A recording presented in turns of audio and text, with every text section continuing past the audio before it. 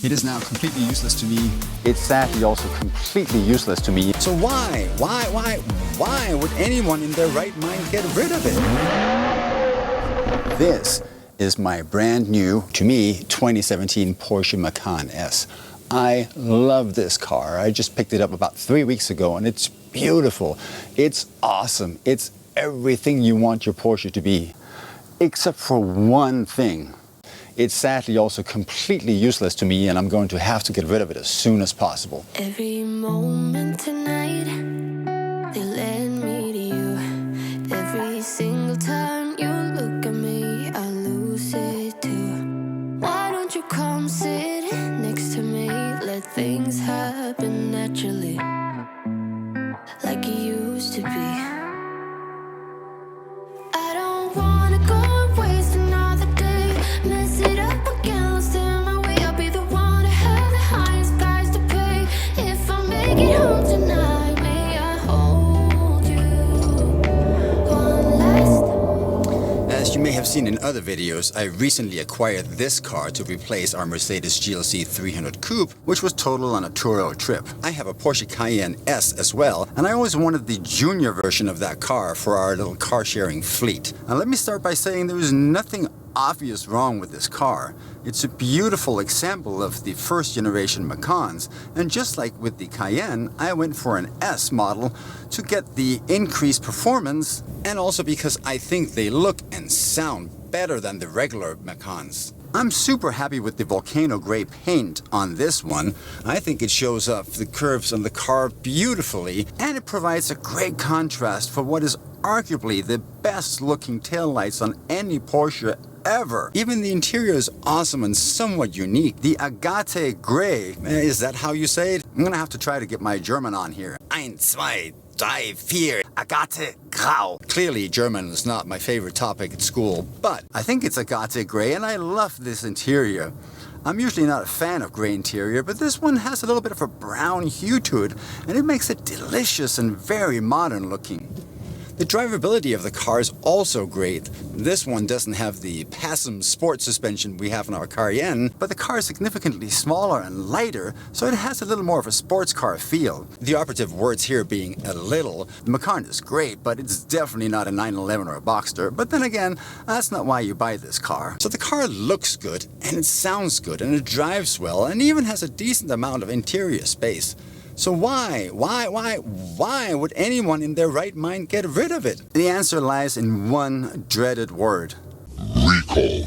You might be familiar with various recalls from some of your own cars or from the media, but to understand the situation further, let's first dive into what a recall is and what it isn't, and what cars this recall affects, why it's being recalled, and why this is causing me to sell this beautiful car. For more on this, let's head back to Dream Drive Central. Every moment tonight, they led me to you. Every single time you look at me, I lose it too. Why don't you come sit next to me? Let things happen. So let's talk about what is actually a recall. From time to time, the NHTSA issues recalls on cars they have found to have inherent issues that can lead to dangerous situations. Here is what their website has to say. A recall is issued when a manufacturer or NHTSA determines that a vehicle, equipment, car seat, or tire creates an unreasonable safety risk or fails to meet minimum safety standards. It also says, if there is a safety recall, your manufacturer will fix the problem free of charge. There are similar government agencies in many other countries, and they can all issue recalls when problems are found. So far, so good. It seems reasonable and even prudent that car manufacturers would like to preemptively resolve known safety issues. And what could be better than getting a potentially life-threatening ticking time bomb fixed for free? The problem here is that the car manufacturers rarely do this out of the goodness of their own hearts. They do it to limit their liability exposure. And just because a recall is issued, that doesn't mean you can head down to your dealer and have the problem fixed. But we'll talk more about that a little bit later. The recall that was issued for our Porsche Macan S is known as Porsche Campaign AMA 2. Notice how that already sounds a lot friendlier than recall? In our case, this recall is about a seat occupancy sensor in the front passenger seat. This sensor can fail, and when it does, the car will be unaware that you have Aunt Edna next to you as you're taking her to her weekly bingo game. If you were to get into a crash, the car would hence not deploy airbags for Aunt Edna, which would obviously be bad, and probably would get you excluded from her will as well. Clearly, this is not a desirable situation, and the issue is definitely worth fixing. So let's look at what cars are actually affected by this Porsche campaign. The notice sent out by Porsche lists the following cars: 2017 and 2018 Macan Base, Macan GTS, and Macan Turbo kits. And if you're wondering what a Macan Turbo kit is, it's a special performance package version of the standard Macan Turbo. Porsche didn't think that a 0 to 60 time of 4.2 seconds would satisfy all of their performance-seeking customers, so they created a performance package which could be ordered and cut down that 0 to 60 time to 3.8 seconds. That is seriously fast for a small SUV. The campaign also affects all 2015 to 2018 Macan S and Macan Turbos, and my car obviously falls in that last category. In total, 39,547 cars are covered by the recall. If you want to see if your Macan is affected by the recall, or any other recall for that matter, you can look it up online. I'm going to leave a link down below in the description for you to use. This would also be a great time for you to gently nudge the little like button, and maybe even subscribe to the channel if you haven't already.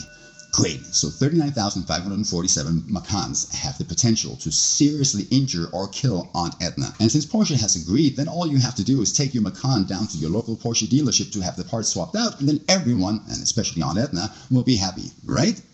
In theory, yes. However, that's often not how it works with recalls. While the manufacturers may acknowledge the issue, they're rarely prepared to fix the cars right away. I went down to my local Porsche dealership and was told there was no ETA of when a fix might be available. It could be next month, it could be 6 months from now, no one knew. But being a crafty guy, I snuck into the parts department to get some details on what parts might be needed for this so I could get it fixed anyway. Turns out they were unable to even produce a list of parts needed. They simply didn't know. The campaign could be found in the Porsche parts system, but it had not been populated with details yet. Mind you, this was roughly 3 months after the recall had first been published by Porsche. And this is not unusual at all. You may remember the now infamous Takata airbag recall, which affected millions of cars worldwide. Essentially, defective units could turn airbags into fragmentation grenades, which clearly was not desirable. There are still cars out there waiting for a fix after the recall being open for more than 13 years at this time. All of this just sums up the nature of most recalls. Car manufacturers ultimately agree to opening recalls once they're pressured enough to do so.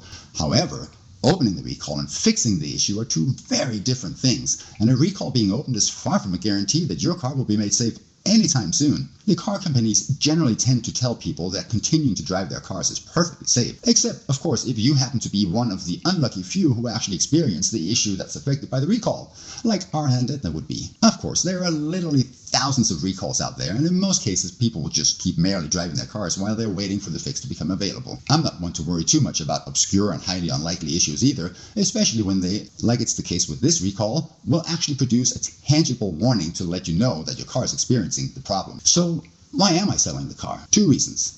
Legal and moral issues. There was a landmark lawsuit years ago where Enterprise Car Rental sent out a car with an open recall, and the issue ended up killing 2 people while they were on their trip. Ever since then, rental car companies have grounded all cars with open recalls, which obviously makes a lot of sense. And even though Turo is not a car rental company, they have adopted a similar rule. They actively scan the NTHSA recall database, and as soon as a recall pops up for one of your cars, that car is grounded until the recall has been addressed. Of course, I'm completely on board with this approach. I would never want any of my guests to be put at risk. But this does pose a real issue for car sharing hosts. Many buy or lease cars specifically for car sharing, and while safety issues covered by recalls may eventually get fixed for free, there is no help to be had to make loan and insurance payments while the cars are grounded. For instance, Mercedes opened a massive recall earlier this year, which covered a huge amount of newer model cars, including our now total GLC 300 coupe. Many hosts have had their car grounded for close to 5 months already due to this, and had our car not been totaled right before the recall took effect, I would have been out almost $5,000 in payments by now. I think it's great that car manufacturers are willing to step up to the plate and fix issues that pose safety risks. But I find it appalling that they often seem to have no rush in doing so, and equally appalling that they are unable to provide any kind of timeline for the fix. In the case of our Macan, Porsche has even had an almost identical recall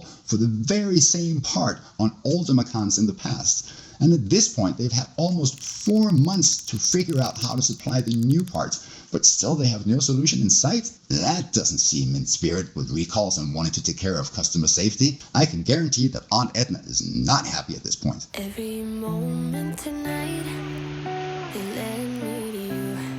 Every single time you look at me, I lose it too. Why don't you come sit next to me? Let things happen naturally. And so that's the story of my 3-week Porsche Macan. It is now completely useless to me. It has turned from being an asset to being a monthly liability, and with no cooperation from Porsche and no fix for the recall in sight, I have no other option than to sell the car. There is a tiny bit of good news though. Because of the recall, Porsche has halted all sales of the 2015 to 2018 Macans, and this could lead to a temporary dip in supply. And since the car market currently is very, very tight here, that could lead to increased pricing. I do my best to buy all my cars below market value, so I'm hoping I'll be able to get out of this car without actually losing any money, including the $4,000 or so I just paid in taxes and fees on the purchase last month. And if that happens, I'll be on my way to buy another car, which is always exciting. What car might that be? Not sure yet, but I have some ideas. Be sure to subscribe to find out. Thank you for watching, have a great day, and remember, kindness makes the world better. You come sit next to me, let things happen naturally.